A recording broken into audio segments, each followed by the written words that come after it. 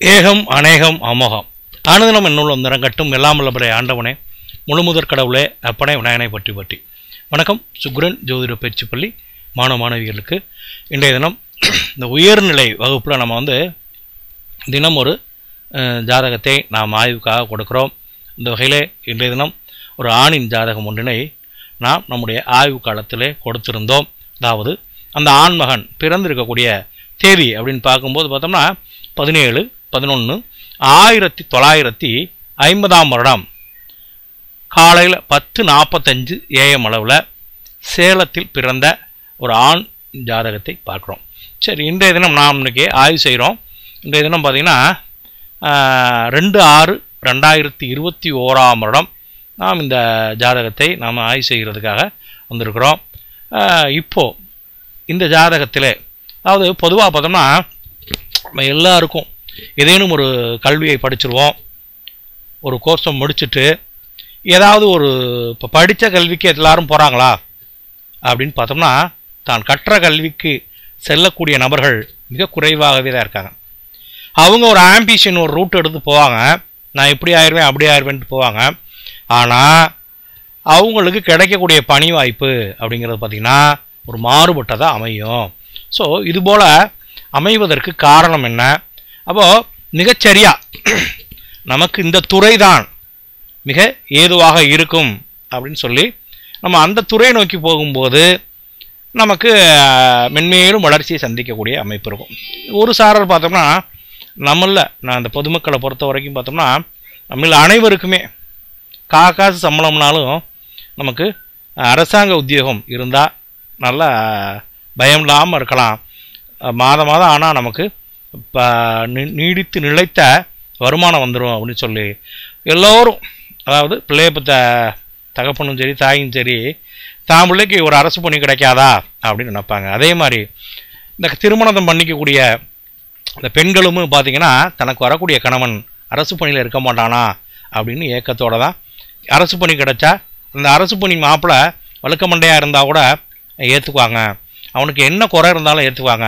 ஏன்னா அவனுக்கு நீடித்து நிலைத்த வருமானம் கிடைக்கிது. அப்போது நமக்கு பார்த்திங்கன்னா இந்த அரசு பணி அப்படிங்கிறது பார்த்திங்கன்னா ஒரு அந்த கல்யாண பந்தலில், அதாவது பார்த்திங்கன்னா கல்யாண சந்தையிலே மார்க்கெட்டில் ஃபஸ்ட்டு யாருக்கு ப்ரிஃபரன்ஸ் அப்படின்னா ஒரே பொண்ணு, அழகான பொண்ணு, அந்த பொண்ணுக்கு இணையான அழகான ஒரு படித்த அந்த பெண்ணுக்கு இணையான படித்த மாப்பிள்ளை வந்தால் கூட இன்னொரு மாப்பிள்ளை குறுக்கால கொஞ்சம் வயசு கூட இருந்து ஒரு பெரிய லெவலுக்கு அந்த பொண்ணுக்கு பிடிக்காமல் இருந்தால் கூட அந்த வீட்டில் உள்ளவங்களாம் என்ன பண்ணுவாங்க, கவர்மெண்ட் எம்ப்ளாயி வாழ்க்கை செட்டில் ஆயிரும் அப்படின்னு சொல்லிடுவாங்க. இந்த அரசு பணி எல்லாருக்கும் கிடைச்சிருமா அப்படின்னு பார்த்தோம்னா சில பேருக்கும் கிடைப்பதில்லை. ஒரு சாரர் பார்த்திங்கன்னா தன்னுடைய வாழ்நாளில் நான் எப்படியாவது ஒரு அரசு பணிக்கு வந்தே தீருவேன் அப்படின்னு சொல்லி தொடர்ந்து அரசு பணிக்கான முயற்சி எடுப்பாங்க. ஆனால் கடைசியில் அவங்களுக்கு கிடைக்காம கூட போயிடும். அப்புறம் கிடைச்ச அந்த வாய்ப்பை உத்தியோகத்தை பயன்படுத்திவாங்க. சரி, அரசு பணி கிடைக்கிறதுக்கு என்னதான் ஜோதிட சாஸ்திரத்தில் விதிகள் இருக்குது அப்படின்னு பார்த்தோம்னா நமக்கு இந்த அரசு பணியை பொறுத்தவரை அரசாங்கம், அரசியல் தொடர்பு, அதே நேரம் தந்தை, இதையெல்லாம் தான் நமக்கு இந்த உறவு முறைகளில் குறிக்கக்கூடியவர். அப்போது நமக்கு இந்த சூரியன் நல்ல நிலையில் இருந்து விட்டால் பலமாக இருக்கணும். பலமாக இருக்கணும்னா சார் நான் அதாவது சித்திரை மாதம் பிறந்தா தான் எனக்கு சூரியன் பலமாக இருக்கும், அப்போ பிறக்கிற குழந்தையெல்லாம் சித்திரை மாதம் தான் பிறக்கணும் அப்படின்னு நினைக்க முடியுமா அப்படின்னா இல்லை. நமக்கு நான் சொல்லக்கூடிய இந்த பலம் அப்படிங்கிறது பார்த்திங்கன்னா நாம் ஏற்கனவே நம்முடைய பாடத்தில் நம்ம சொல்லியிருப்போம். என்னென்னா சிம்மம் வலுக்கணும். அதாவது இந்த காலபுருஷ அட்டவணைக்கு, அதாவது காலபுருஷ தத்துவப்படி நமக்கு பார்த்திங்கன்னா 4வது வீடு கடகராசி, அதுக்கு அடுத்து பாருங்கள் சிம்ம ராசி இருக்கும். அந்த சிம்ம ராசியிலே அசுப கிரகங்களின் தொடர்பு இல்லாமல் இருக்கணும். தொடர்புலாம் என்ன சார், யாராவது பார்க்குறது அசுப கிரகங்கள், சனியோ இல்லை கேது போய் அங்கே உட்கார்றாரு, இல்லை ராகு அங்கே உட்கார்றாரு, அப்போ என்ன பண்ணோம்னா அரசு பணி அவங்களுக்கெல்லாம் கிடைக்காதா அப்படின்னு பார்த்திங்கன்னா சிலருக்கு கிடைக்குது. இப்போ ராகு அமர்ந்து சனியும் அமர்ந்தவருக்கு கூட அரசு பணி கிடைக்குது. ஆனால் அரசு வாய்ப்பில் அண்டர்டேக்கிங்கில் வந்துடுவாங்க. நேரடியாக அரசு பணியாளராக இருக்க மாட்டாங்க, அரசாங்க சம்பளத்தை அனுபவிக்கக்கூடியவங்களாக இருப்பாங்க. அதாவது ஒரு தொகுப்பூதியம் அப்படின்னு சொல்லக்கூடிய மாதிரி கான்ட்ராக்ட் பேசிக்கில் அரசாங்க தனவரவை பெறக்கூடியவங்களாக இருப்பாங்க. ஸோ அப்போ அந்த சிம்ம வீடு நல்ல நிலையில் இருந்து விட்டால், நல்லா இருக்கணும்னா என்ன, பொதுவாக பாவகிரகங்களோட தொடர்பே இருக்கக்கூடாது. அதே நேரம் சுபகிரகங்களின் பார்வை சிம்ம வீட்டில் பட்டுவிட்டால் அந்த சிம்மம் பலமாயிருது. அதே நேரம் அந்த சிம்மத்தின் அதிபதியான அந்த சூரியன் நல்ல நிலையில் இருந்து விட்டால், ஆட்சியோ உச்சமோ பெற்று அதே நேரம் சுபகிரகங்களின் தொடர்பில் இருந்து விட்டால் ஜாதகருக்கு அரசு பணி கிடைக்கும். இப்போ சுபகிரகம்னா என்ன சார் அப்படின்னு பார்த்தீங்கன்னா, நமக்கு லக்னத்துக்கு அட்டமாதிபதி, பாரகாதிபதி, ரோகாதிபதி எல்லாம் இருப்பாங்க தான். இந்த பார்வை இணைவு அப்படிங்கிறது பார்த்தோம்னா, பார்வை அப்படிங்கிறத பொறுத்த வரைக்கும் பார்த்தீங்கன்னா, நம்ம எதன் அடிப்படையில் இந்த பார்வையை எடுத்துக்கணும்னா, சுபகிரகங்கள், அதாவது இயற்கை சுபகிரகங்கள் அப்படின்னு ஒரு பட்டியலை போட்டுறணும். அப்போ அந்த இயற்கை சுபகிரகங்களில் யாரெல்லாம் இடம்படுவாங்கன்னு பார்த்தீங்கன்னா, அந்த ஏ டீம் பி டீம் அப்படின்னு சொல்லக்கூடிய தேவகுரு தலைமையிலான அணியும் இடம்பெறுவாங்க, அசுரகுரு தலைமையிலான அணியும் இடம்பெறுவாங்க. சரி, அப்போது இயற்கை சுபகிரகங்கள் பட்டியல் அப்படிங்கிறது என்ன அப்படிங்கிறது நமக்கு நல்லா தெரியணும். இயற்கை சுபகிரகங்கள் அப்படின்னு பார்க்கும்போது முழு முதற் சுபராக இந்த குரு பகவான் வந்துடுறார். அடுத்த படிநிலையிலே அவருக்கு இணையான சற்று குறைவான நிலையிலே சுக்கிரன் வந்துடுறார். அடுத்து பாருங்க சந்திரன். இந்த சந்திரனும் அதுவும் குறிப்பாக பௌர்ணமி சந்திரனாக இருந்துட்டா அந்த குருவோட ஒரு படி மேலே வந்துடுவார். ஏன்னு கேட்டால் நமக்கு பார்த்தீங்கன்னா இந்த குரு பகவான், இந்த ஜூபிட்டர் அப்படிங்கிற பிளானட் பார்த்தோம்னா மிகப்பெரிய பிளானட், ஒரு லார்ஜஸ்ட் பிளானட்.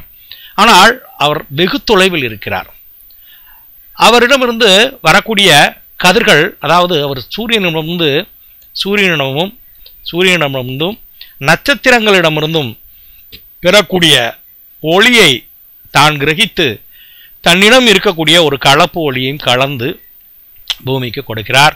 அப்போ அந்த சூரியனோட, அதாவது அந்த சூரியன் ஒளி, நட்சத்திர ஒளியெல்லாம் பெற்று தான் பிரதிபலிப்பது போல இயற்கையிலே அந்த குருவுக்கோ இதர கிரகங்களுக்கோ கதிர்களை தரக்கூடிய பார்வையை, அதாவது இயற்கையாக ஒளியை உமிழாது, அடுத்தவங்க கடன் வாங்கி தான் ஒளி போல உமிழக்கூடியங்க. அப்போ அந்த குரு பார்க்கின்ற இடங்களை எல்லாம் பலப்படுத்துவார். அதுபோல் சுக்கிரன் தான் பார்க்கின்ற இடங்களை பலப்படுத்துவார். அதுபோல் அந்த குரு பகவான் தான் எந்த பாவகத்தில் அமர்ந்திருந்தாலும் அந்த பாவகத்தை நல்லா அப்படி படிச்சுன்னு ஒரு பிரகாசமான விளக்கு போட்ட மாதிரி அந்த பாவகத்தை நல்ல ஒரு நிலை கொண்டுவார். நம்ம வேத ஜோதிடத்தில் என்ன சொல்லுவாங்க, அந்தணன் தனித்து அமர்ந்தால் பால் அப்படின்னு சொல்லுவாங்க. அந்தணன் அமர்ந்த இடம் பால் படம் முடிப்பாங்க. ஆனால் உண்மையிலே நடைமுறையில் பார்க்கும்போது பார்த்திங்கன்னா குரு ஒரு சுபகிரகம்.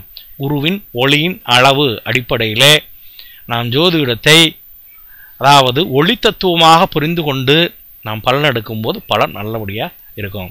அப்போது இந்த குருவோட பார்வை, குருவோட இணைவில் ஏதேனும் கிரகங்கள் இருந்தால் அந்த கிரகங்கள் தன்னுடைய அசுப கிரகமாக இருந்தாலும் கூட அந்த குருவிடமிருந்து பெறக்கூடிய சுப ஒளியின் மூலமாக தன்னுடைய காரகத்துவத்திலே, ஒவ்வொரு கிரகத்துக்கும் பார்த்திங்கன்னா சுபகாரகத்துவம் அசுபகாரகத்துவம் அப்படின்னு ரெண்டு உண்டு. அதாவது இப்போ செவ்வாய் இருக்கார் அப்படின்னா, செவ்வாய்கிட்ட நேரடியாக செவ்வாய் அப்படின்னு பார்த்தோம்னா கோபதாப உணர்வுகளுக்கு சொந்தக்காரர், சண்டை யுத்தம் மண்மனைக்கு சொந்தக்காரர். அப்போது இந்த செவ்வாய்கிட்ட நிறைய தீய பலன்கள் இருந்தாலும் அந்த செவ்வாய் நேரடியாக ஆட்சியோ உச்சமோ பெற்று சுபகிரகங்களின் தொடர்பு இல்லாமல் இருக்கும்போது தன்னுடைய அந்த காரகத்துவத்தை, ஏன்னா ஞானிகள் என்ன சொல்லியிருக்காங்கன்னா செவ்வாயை முக்கால் பாவர்னு சொல்லிட்டாங்க. ஸோ கால் சுபர் அப்படிங்கிறது நமக்கு மனதில் வச்சுக்குவோம். இருந்தாலும் ஒரு முக்கால் பாவர் சொல்லியிருக்காங்க.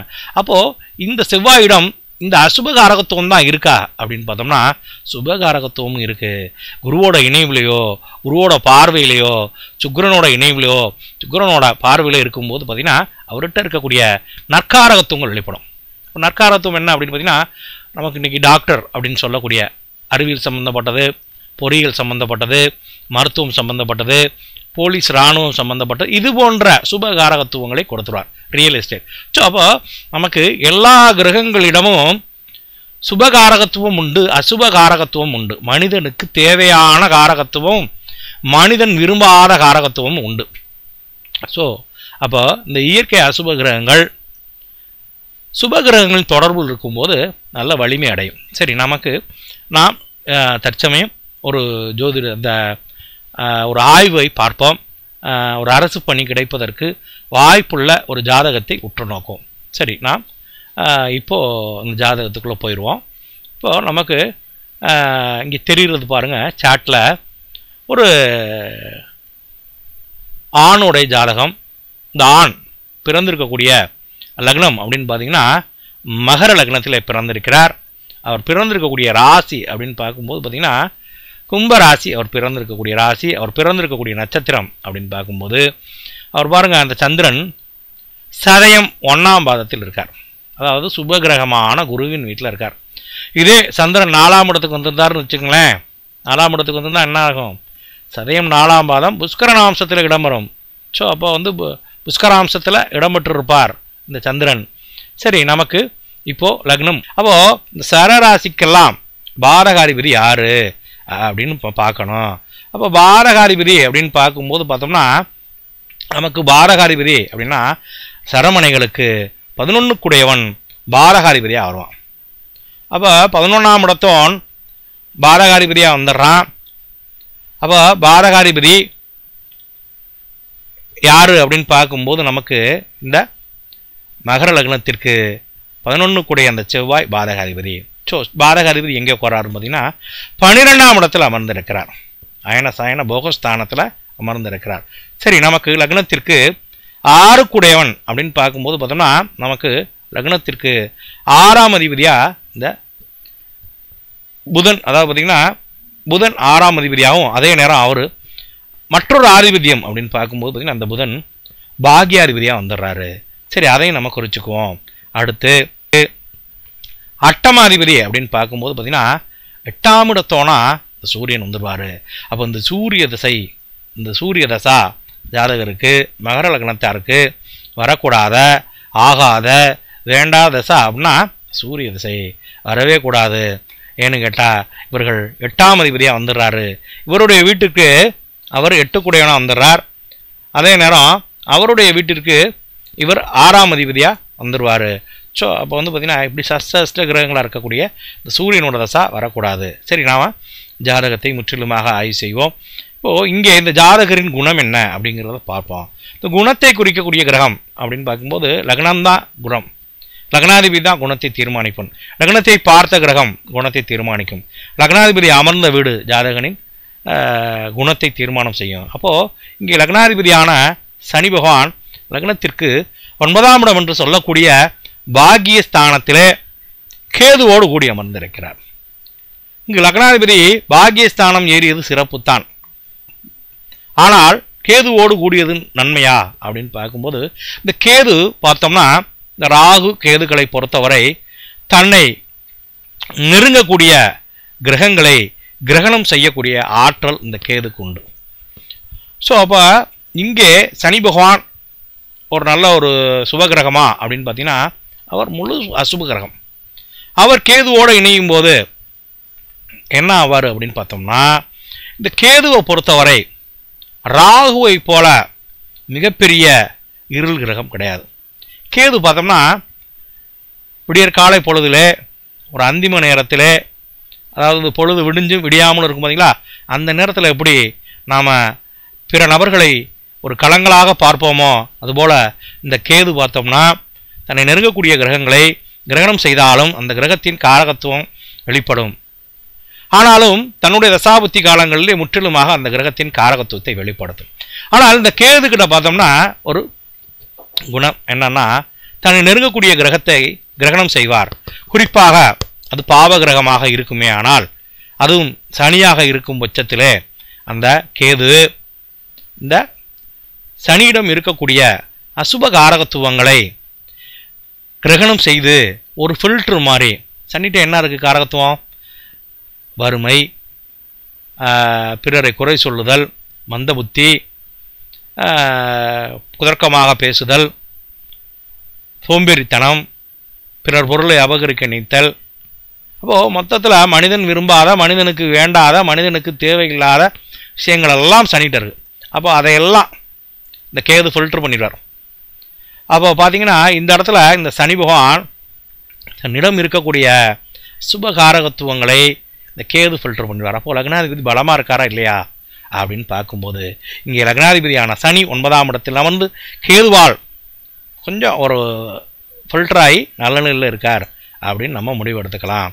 சரி, நமக்கு லக்னத்தை யார் பார்க்குறாங்க அப்படின்னு பார்த்தோம்னா, இங்கே லக்னத்தை பார்க்கக்கூடிய கிரகம் அப்படின்னு பார்க்கும்போது இங்கே லக்னத்தை யாரும் பார்க்கலை, எந்த ஒரு கிரகம் பார்க்கல. சரி, அப்போது லக்னாதிபதி அமர்ந்த வீடு இந்த ஜாதகனுடைய சிந்தனை. அப்போது யாரோடு அமர்ந்திருக்கார்? கேதுவோடு அமர்ந்திருக்கார். கேது என்ன? தனிமையை விரும்பக்கூடியவர், தனக்கென ஒரு வட்டம் போட்டு வாழக்கூடியவர். அதே நேரம் அந்த சனி பகவான் புதன் வீட்டில் இருக்கார். அப்போ புதன் என்ன பண்ணுவோம்? புதனுடைய காரகத்துவம் என்ன? நல்ல சமயோஜித புத்தி ஜாதகருக்கு இருக்கும். அப்போது ஒரு இன்டெலிஜென்ஸ் நல்லாயிருக்கும். அதே தர்ம சிந்தனை மேலோங்கும். லக்னத்துக்கு 9ஆம் இடத்துக்கு போகும்போது தர்ம சிந்தனை மேலோங்கும். அதே நேரம் தந்தை மேலே பிரியமுடையவராக இருப்பார், பித்ரு ஆசி இருக்கும் அப்படின்னு நம்ம முடிவு எடுத்துக்கலாம். சரிங்க, நம்ம குணத்தை பார்த்துட்டோம். அடுத்து இவருக்குடைய படித்தவரா படிக்காதவரா, அப்படி படித்திருந்தால் எந்த துறையை நோக்கி போனால் இவருக்கு சீரும் சிறப்புமாக வாழும் வாழ்க்கை அமையும் அப்படின்னு பார்க்கும்போது நாம் முதல்ல இந்த கல்வியை பார்க்கும்போது புதனுடைய நிலையை பார்க்கணும். ஏன்னா வித்யாகாரகன் புதன் என்ன பலத்தில் இருக்கான் அப்படிங்கிறது நமக்கு தெரியணும். அப்போது இந்த புதனுடைய பலத்தை நாம் தெரிஞ்சுக்கணும். இங்கே நமக்கு இந்த புதன் பார்த்தோம்னா சூரியனோடு இணையும் போது அந்த புதன் பார்த்தோம்னா சூரியன் தன்னை நெருங்கக்கூடிய கிரகங்களை காரகத்துவங்களை ஊக்குவிப்பார், அதாவது அஸ்தங்கம் செய்வார். அதே நேரம் பார்த்திங்கன்னா அந்த சூரியன் புதன் இணைவு அப்படிங்கிறது பார்த்தோம்னா நமக்கு இதை புத ஆதித்யா யோகம் அப்படின்னு சொல்லுவோம். இந்த புத ஆதித்யா யோகம் என்ன செய்யும் அப்படின்னு பார்த்தோம்னா ஜாதகருக்கு நல்ல ஒரு கல்வி நிலையை கொடுக்கக்கூடிய அமைப்பை கொடுத்துரும். அதே நேரம் நமக்கு இந்த புதன் நல்லா இருக்காரா அப்படின்னு பார்க்கும்போது இந்த புதன் லக்னத்திற்கு 11ஆம் இடத்தில் அமர்ந்திருக்கிறார், சுக்கிரனுடன் கூடியிருக்கிறார். அதாவது ஒரு சுப கிரகத்தோடு கூடும்போது ஜாதகருக்கு இந்த கல்வி நிலை வித்யாகாரகன் புதன் பலமாக வந்துடுறாரு. அதே நேரம் நமக்கு லக்னத்திற்கு 4ஆம் இடத்தோட பார்க்கணும். 4 கூடையவன் என்னவோ 12ஆம் இடத்துல அமர்ந்திருக்கிறான். அதே நேரம் 9 கூடைய அந்த புதன் சுக்கிரனுடன் இணைந்து சுபபலம் பெற்றிருக்கிறார். அதே நேரம் அந்த புதன் எங்கே உட்கார்ந்துருக்கார் அப்படின்னு பார்க்கும்போது பார்த்தோம்னா அந்த புதன் நமக்கு நம்ம பார்த்திங்கன்னா விருச்சிக மனையில் அமர்ந்திருக்கார். அதாவது அனுசம் 3ஆம் பாகத்தில் அமர்ந்திருக்கார். அம்சத்தில் அவர் அமர்ந்திருக்கக்கூடிய வீடு சுபகிரகமான சுக்கிரன் வீட்டில் இருக்கார். ஸோ அப்போது வித்யாகாரகன் புதன் நல்லா இருக்கார், 9 கூடையும் நல்லா இருக்கான். 9ல் சனிக்கேது இருந்தாலும் நமக்கு சுபகிரகமான சுக்கிரனின் தொடர்புலே இந்த புதன் இருப்பதால் நமக்கு வித்தை, நமக்கு அந்த கல்வி நிலைகள் நல்லா இருக்குது அப்படின்னு முடிவெடுத்துக்கலாம். சரி, இவர் எந்த துறையை நோக்கி போனால் சிறப்பாக இருக்கும்? அப்போது நம்ம முதன்மை சுபபலம் பெற்ற கிரகம் எது அப்படின்னு பார்க்கணும். அப்போது நவகிரகங்களிலே வரிசைப்படுத்தும் போது ராகு கேதுகளை நாம் ஒரு வெயிட்டிங் லிஸ்ட்டில் வச்சிடணும். அடுத்து இந்த சுபபலம் சுபத்தன்மையை கொடுக்கக்கூடியவர்கள் இந்த குருவும் சுக்கிரன். அப்போது அவர்கள் கொடுக்கக்கூடிய இடத்திலே இருக்கிறார்கள். இப்போ அவர்கள் இருவரையும் விலக்கி வெயிட்டிங் லிஸ்ட்டில் வச்சிடணும். எந்த கிரகத்தையும் அவர் சுபத்துவம் செய்யாமல் இருந்தால் மட்டுமே நாம் செட்பல அடிப்படையிலே அவர்களை எடுத்துக்கலாம். சரி, இங்கே நம்முடைய ஜாதகத்திலே இந்த குரு பகவானின் பார்வை தன்னுடைய 5ஆம் பார்வையால் மிதுனமனையை பார்த்தார். அடுத்து 7ஆம் பார்வையால் சிம்மமனையை பார்த்தார். அதுக்கடுத்து தன்னுடைய 9ஆம் பார்வையால் துலாம் ராசியை பார்த்தார். இங்கே எங்கே இடத்துலையுமே பாருங்கள் எந்த ஒரு கிரகம் இல்லை. ஸோ அப்போ தன்னோடு இணைந்த கிரகம் சந்திரன், அவரை நல்லா டாப்பாக கொண்டு வந்துடுவார். குருவோடு இணைந்த அந்த சந்திரன் பாருங்கள் வளர்பிறை சந்திரன். அதாவது பார்த்திங்கன்னா இந்த ஜாதகர் பிறந்திருக்கக்கூடிய திதின்னு பார்க்கும்போது சுக்லபட்சம் நவமி திதி, வளர்பிறையில் 9 நாள் வளர்ந்த அந்த சந்திரன். அப்போது அந்த சந்திரனும் இந்த சுபகிரகமான குருவும் இந்த பார்த்த இடத்துல எந்த கிரகமும் இல்லை. ஆனால் சந்திரனும் குருவும் இணைந்து பார்த்தது எங்கன்னா சிம்மத்தை பார்த்தார்கள். சிம்மம் பலமாயிருச்சு. சரி, சிம்மாதிபதி என்ன நிலையில் இருக்கார் அப்படின்னு பார்க்கும்போது இந்த சிம்மாதிபதியான சூரியன் பாருங்கள் அவர் விசாகம் 4ஆம் பாகத்தில் இருக்கார். அதே விசாகம் 4ஆம் பாகத்தில் சுக்கிரனும் இருக்கார். அப்போ இந்த சூரியன் சுக்கிரனை மஸ்தங்கம் செய்து புதனை மஸ்தங்கம் செய்து தான் முதன்மை வலுவுக்கு வந்துடுறார். இப்போ அதிகப்படியான பலத்திலே சூரியன் வந்துடுறார், சிம்ம வீடு வந்துடுது. ஸோ அடுத்து பார்த்திங்கன்னா இந்த சந்திரனுடைய காரகத்துவம் ஸோ அப்போ இவருக்கு நம்ம என்னென்ன துறையை எடுத்துக்கலாம் அப்படின்னு பார்க்கும்போது முதன்மை நிலையில் சூரியன், அதற்கு அடுத்த நிலையில் உங்களுக்கு பார்த்திங்கன்னா சந்திரன் வந்துடுறார், அவருக்கு இணையான நிலையில் புதன் வந்துடுறார். அப்போது இந்த ஜாதகருக்கு அரசு பணிக்கான வாய்ப்பு கூடி வந்தது. சரி, அரசு பணியில் எந்த துறையை நோக்கி போவார் அப்படின்னு பார்க்கும்போது பார்த்திங்கன்னா நம்ம அந்த ஸ்தான பலத்தெல்லாம் போய் பார்க்கணும். அதாவது 2ஆம் அதிபதி, 10ஆம் அதிபதி இவர்கள்லாம் எங்கே இருக்காங்க அப்படிங்கிறத பார்க்கணும். எந்த வீட்டில் இருக்காங்க, அந்த 10ஆம் வீட்டில் எந்த கிரகம் பார்க்குது, 10ஆம் வீட்டில் எந்த கிரகம் உட்கார்ந்துருக்கு, 2ஆம் மனையில் எந்த கிரகத்தின் பார்வைப்படுது, இந்த 2 கூடையும் எங்கே உட்காந்துருக்கான் அப்படிங்கிறத நம்ம போய் பார்க்கணும். சரி, நாம் இப்போ இந்த ஜாதகத்தை பார்க்கும்போது பார்த்தா நமக்கு 2 கூடைய அந்த சனி பகவான் 9ஆம் இடத்துல இருக்கார். இந்த 9ஆம் இடத்துல என்ன பலாபலன் இருக்குது அப்படின்னு பார்த்தோம்னா, 9ஆம் இடம்ங்கிறது ஆன்மீகம், அறக்கட்டளை, வங்கி பணி, ஆசிரியர் பணி. அப்போ புதனோட வீட்டில் உட்காந்துருக்காருங்கிறது இன்னொரு பாயிண்ட் எடுத்துக்கணும். இந்த 2ஆம் அதிபதி யாரோட கூடியிருக்கார்? கேதுவோட கூடியிருக்கார். சரி, நமக்கு 2ஆம் இடத்தோன் 9ஆம் இடத்தை காமிச்சிருக்கார். வங்கி பணி, அப்படி இல்லைன்னா ஆசிரியர் பணி, ஆன்மீகம் சம்பந்தப்பட்டது. சரி, 10 கூடைய அந்த சுக்கிரன் யாரோடு கூடியிருக்கான்னு பார்க்கும்போது 10ஆம் அதிபதி அரசாங்க கிரகத்தை குறிக்கக்கூடிய சூரியனோடு கூடி நமக்கு புதனோடு கூடிட்டார். ஸோ 2ஆம் நிலையில் பாருங்கள், மறுபடியும் புதன் வந்துடுறாரு. அவர் 9 கூடையவனா வந்துடுறார். இப்போ 9ஆம் அதிபதியும் 10ஆம் அதிபதினு சொல்லக்கூடிய இந்த தர்ம கர்மாதிபதிகள் இணைவு பெற்று உட்கார்ந்துருக்காங்க. இவருக்கு அரசு பணியிலே வங்கி பணி இவருக்கு அமைந்தது. சரி, தற்பொழுது இவருடைய நடப்பு கால பலனுக்கு வந்து விடுவோம். இன்றைய கோச்சாரப்படி பார்க்கும்போது இவர் பிறந்திருக்கக்கூடிய ராசி பார்த்திங்கன்னா இவருக்கு கும்ப ராசியிலே பிறந்திருக்கிறார். இன்றைய தினம் நாம் ஆய்வு செய்யும்போது, அதாவது 2/6/2021 அன்று நாம் ஆய்வு செய்கிறோம். அப்படி ஆய்வு செய்யும்போது பார்த்தோம்னா இந்த ஜாதகருக்கு இன்றைக்கி 7 சனி துவக்க காலத்தில் இருக்கார். சரி, இந்த 7 சனி என்ன செய்யும் அப்படின்னு பார்த்திங்கன்னா, சில பேர் சொல்கிறவங்க நம்ம ஜோதிடர்களே சிலர் பார்த்திங்கன்னா யூடியூப்லேயும் சொல்லியிருக்காங்க, எழுத்துலேயும் சொல்லியிருப்பாங்க. இந்த மகர கும்பராசிக்கெல்லாம் சனி பயிற்சி வரும்போது கவலைப்பட வேண்டாம், ராசிநாதன் உங்களுக்கு சனி பகவானாக இருப்பதால் அவர் மிகப்பெரிய கெடுதலை செய்ய மாட்டார் அப்படிலாம் சொல்லியிருப்பாங்க. ஆனாலும் நிச்சயமாக கர்மாகாரகன் சனி அவர்களின் பாவ புண்ணியங்களின் அடிப்படையிலே எங்கே அடித்தால் வலிக்குமோ அந்த இடத்துல அடிப்பார். சரி, இப்போது இந்த 7 சனியிலே இந்த விரயச்சனி நடக்கக்கூடிய காலத்தில் தற்சமயம் குரு பகவான் அதிசாரமாக ராசிக்கே போயிட்டார், ஜென்ம ராசிக்கே. ஸோ அப்போ என்ன ஆகும்னா, இப்போ நடக்கிறது ஜென்மகுரு, தேவையில்லாத தலைவலிகள் வந்துடும். தலைவலிகள்னா ஏதாவது கவலைப்படுற மாதிரி இருக்கும், நோய்வாய்ப்படுற மாதிரி இருக்கும். அதே நேரம் 12இல் அமர்ந்த அந்த சனி விரயச்சனி ஏதேனும் விரயத்தை கொடுப்பார். எங்கே அடித்தால் வலிக்குமோ அங்கே அடிக்க பார்ப்பார்.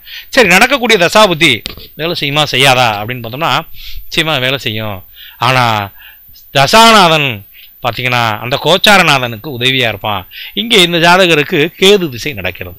இந்த கேது சனியை தன்னிடம் இருக்கின்ற, அதாவது பார்த்திங்கன்னா இந்த சனி பகவானை ஒரு ஃபில்டர் பண்ணி அவர்கிட்ட இருக்கக்கூடிய அசுபகாரத்துவங்களை தடுத்து தான் அசுபராக மாறி முழு அசுபராக, அதாவது இந்த சனி திசை கூட நல்லா இருந்திருக்கும், இந்த கேது திசை அப்படிங்கிறது பார்த்திங்கன்னா இந்த சனியுடைய பலாபலனை செய்கிற மாதிரி இருக்கும். அப்போ இந்த கேது பொதுவாக பார்த்தோம்னா அந்த கேது அப்படின்னா நமக்கு சட்டம், அதாவது சிறைச்சாலை, அதே நேரம் வம்பு வழக்கு, கோர்ட்டு கேஸு, இதெல்லாம் குறிக்கக்கூடிய இந்த கேது. ஸோ இந்த கேது உட்கார்ந்துருக்கிறது எங்கே உட்காந்துருக்காருன்னா 9ஆம் இடத்துல போய் உட்கார்ந்துருக்கார். 9ஆம் இடத்தில் அமர்ந்திருக்கக்கூடிய இந்த கேது பார்த்திங்கன்னா யாரை போல் செயல்படுவார்னா தன்னோடு இணைஞ்ச சனியை போல் செயல்படுவார்.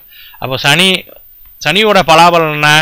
ஏதாவது ஒரு வகையில் ஒரு துன்பத்தை பெறக்கூடிய அமைப்பு. அதே நேரம் 1ஆம் அதிபதியாக இருந்து 9இல் இருக்கார், 2ஆம் இடத்தோனாக இருந்து 9இல் இருக்கார். ஆனால் இந்த 2ஆம் அதிபதியாக இருந்து இந்த சனி தன்னுடைய மனைக்கு 8இல் இருக்கனால பெருசாக ஒரு நன்மையை செஞ்சிட மாட்டார். ஸோ இந்த கேது தான் அமர்ந்த வீட்டின் அதிபதி போல செயல்படும் போது அவர் நமக்கு முதல்ல இந்த புதனை போல செயல்படுவார். தான் அமர்ந்த வீட்டின் அதிபதி புதன்னா, புதன் யார் அப்படின்னா நமக்கு 6ஆம் அதிபதி.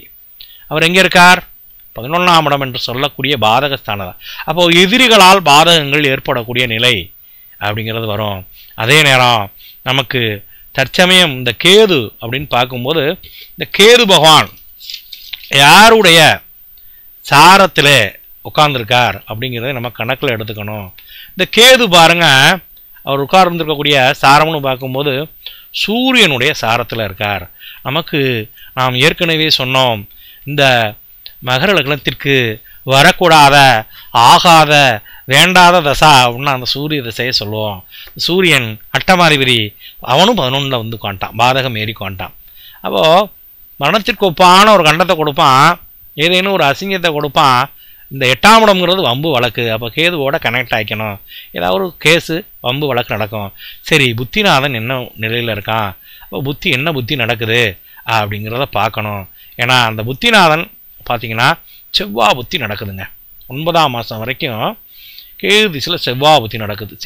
செவ்வாய் நன்மை செய்வாரா அப்படின்னு பார்த்தீங்கன்னா அவர் தானே பாதகாதிபதி. பாதகாதிபதி தான் அமர்ந்த பாவத்தை கெடுப்பார். சரி, பாதகாதிபதிக்கு என்னென்ன ஆதிபத்தியம் இருக்குது? அவர் 4க்குடையவனாக இருந்து 12ல் இருக்கார். அப்போது வீடு, வண்டி, வாகனம், நிலம் இந்த விஷயத்தில் ஒரு பஞ்சாயத்தை வைப்பார். வீட்டுக்கோ வண்டிக்கோ வாகனத்துக்கோ ஏதேனும் செலவினங்களை கொடுப்பார். அதே நேரம் அவரே 11ஆம் அதிபதியாக இருந்து 12ல் இருக்கனால லாபம் கெடும், லாபம் விரயமாகும். மொத்தத்தில் 12ஆம் இடம் இயங்கி விரயத்தை சந்திக்கக்கூடிய அமைப்பு. அந்த செவ்வாய் அமர்ந்திருக்கக்கூடிய சாரம்னு பார்க்கும்போது பார்த்திங்கன்னா பூராடம் 1ஆம் பாதத்தில் இருக்கார், சுக்கிரனுடைய சாரத்தில் இருக்கார். இங்கே சுக்கிரன் அப்படின்னு பார்க்கும்போது சுக்கிரன் 5, 10 என்ற இரு ஆதிபத்தியத்துக்கு சொந்தக்காரன். அவரும் பாருங்க நமக்கு பாதகம் ஏறிட்டார். அப்போது பூர்வீக விஷயத்திலேயே, பூர்வீகம் சம்பந்தப்பட்ட விஷயத்தில் ஏதாவது ஒரு பிரச்சனையை சந்திக்கணும், குழந்தைகள் வழி சில சங்கடங்களை சந்திக்கணும். அதே நேரம் நமக்கு அவர் 10க்குடையவனாக இருந்து பாதகம் ஏறும்போது இந்த ஜீவனம், இந்த வருமானம் அப்படிங்கிறது ஏதேனும் ஒரு செலவினங்களை பெறணும். மொத்தத்தில் இந்த கேது திசை செவ்வாய் புத்தி இவருக்கு நிலம் சம்பந்தப்பட்ட விஷயத்தில் ஒரு வழக்குகளை தொடுத்து அந்த வழக்கின் மூலமாக ஜாதகருக்கு இனமுறியாத கவலையை கொடுத்து கொண்டு வந்து கொண்டிருக்கிறது. இந்த கோச்சார பலனும் தசாபுத்தியும் இவருக்கு இது போன்ற பலன்களை தற்சமயம் கொடுத்து வருகிறது. வணக்கம். சுக்கிரன் ஜோதிட பயிற்சி பள்ளி மாணவ மாணவியர்களுக்கு சிம்மத்தின் பலத்தையும், சிம்மாதிபதி பலம் பெற்றால் என்ன பலனை கொடுப்பார் என்பதை பற்றியும், அரசு பணி அமைய எவ்வாறு கிரகங்கள் ஒத்துழைக்கின்றது என்பதை பற்றியும் நாம் இன்றைய தினம் பார்த்தோம். நன்றி, வணக்கம்.